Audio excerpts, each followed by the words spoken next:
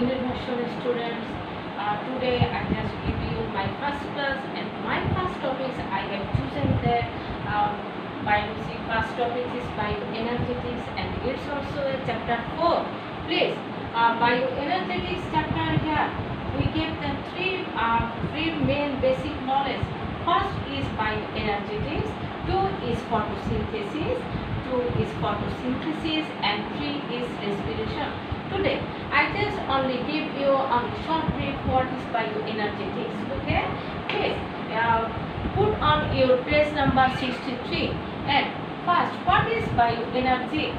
Bioenergy is the mechanism of production and utilization in the body of the bioorganisms, and it's also called bioenergetics. Now tell me, where we get from the bioenergy? The energy we get from the making and breaking of. Again I repeat, the energy. How can we get this bioenergy? The energy we get from the making and breaking of chemical components of the molecules, and it's when it's break then we get from bioenergetics. Okay.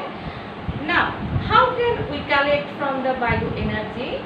We can continuously collect from the environment.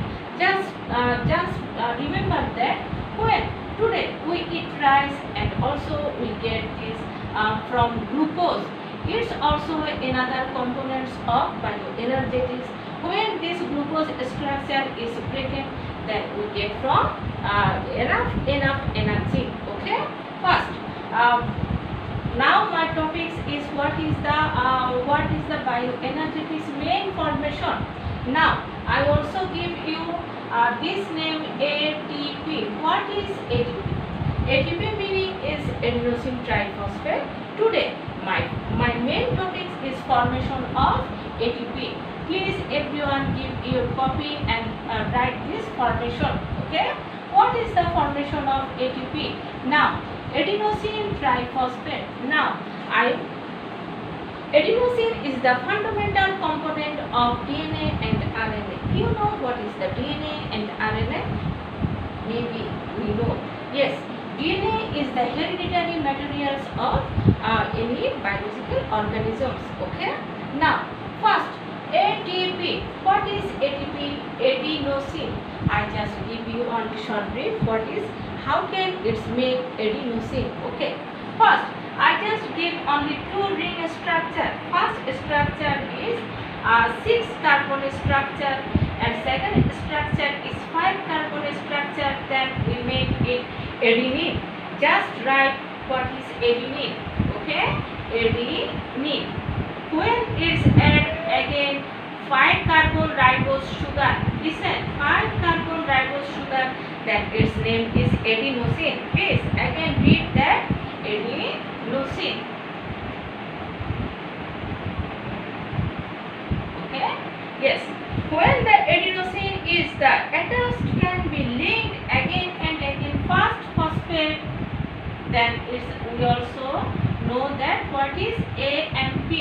First, adenosine monophosphate. When first one phosphate is add this component, and in this component is AMP. Then next phosphate is also added. It's also ADP, adenosine diphosphate, and third phosphate when it's linked, it's also called ATP. Okay. Maybe we know what is the ATP now. Adenosine triphosphate. Okay. Yeah. Okay. In the reverse phosphate, we know what is the AMP, ADP, and ATP. It's also called phosphorylation of energy. What is the phosphorylation of energy? Please open your book, and we also marks that. Okay. Energy needs to be supplied from an outside source for the process of adding phosphate. Again, I also repeat, energy needs to be supplied from an outside source for the process of adding phosphate, and this is called phosphorylation. Okay, its also main topic is phosphorylation. How can we get this? When 1 and 1 phosphate is added, this ring is also phosphorylation. Next, it's also What is the dephosphorylation? Dephosphorylation is in the reverse process. Energy is released when a phosphate group is removed. I just saw this. When one phosphate is removed, then it is also called ADP. When another phosphate is removed, then it is also called AMP. And this meaning is dephosphorylation. Okay?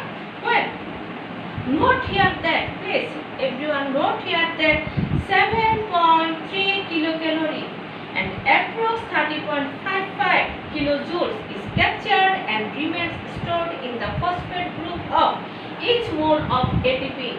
I just show that when first phosphate, second phosphate, third phosphate, every phosphate bond captured here 30.55. Listen, 30.55 kilojoule energy is captured. Okay, today I just only short brief formation of ATP and what is bioenergy and phosphorylation and dephosphorylation. Okay, thank you.